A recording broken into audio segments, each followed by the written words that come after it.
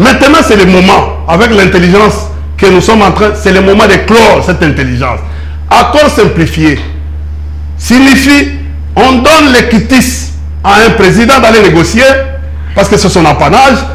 Après négociation, le président donne les dossiers au ministre, au gouvernement de conclure ce qu'on appelle la conclusion. Et quand il y a une conclusion, signifie qu'il y a un engagement qui doit être pris.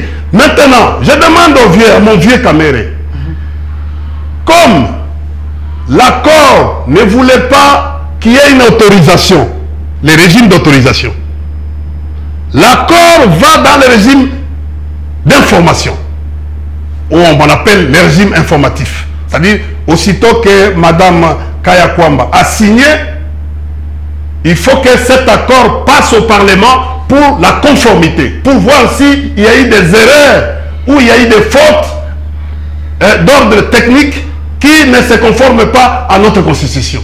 C'est ici où j'attends le Parlement d'y veiller. Il y a beaucoup de fautes dans cet accord, dans ce que vous appelez déclaration de principes.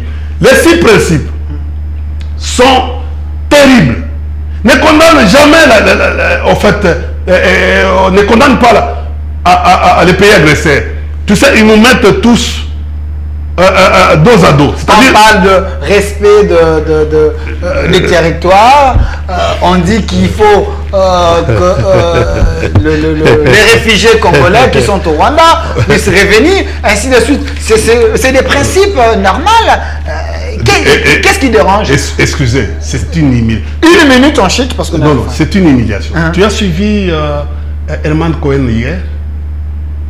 Il a dit quoi?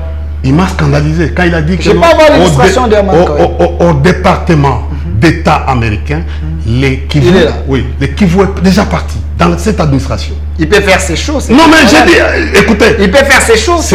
Il est le vôtre. Il est le vôtre. Quand on dit aussi, qui nous agresse? Qui est pays agresseur entre nous et le Rwanda?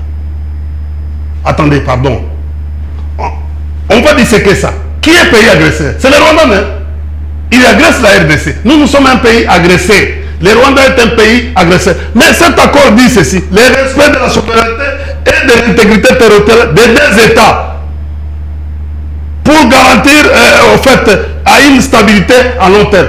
Non, on devait dire le respect de la souveraineté de la République démocratique du Congo, parce que c'est le Rwanda qui agresse la RDC. Ce n'est pas la RDC. La RDC n'a jamais envié le Rwanda, n'a jamais agressé les Rwandais. Mais pourquoi? Pourquoi 2 poids 2 mesures des États-Unis?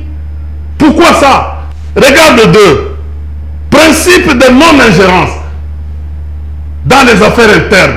Quand vous lisez la Charte des Nations Unies, on parle de ça. Donc tous les États sont obligés de comprendre ça. D'ailleurs, quand vous lisez la Convention de Vienne sur les relations diplomatiques de 1961, à son article 41, il parle de non-ingérence dans les affaires internes des États. Ça, c'est la Convention de Vienne de 1961. Merci. Sur les, parce qu'il y a 2 conventions, 2 grandes conventions. Il y a la Convention de Vienne sur les relations diplomatiques de 1961 et la Convention de Vienne sur les relations consulaires de 1963.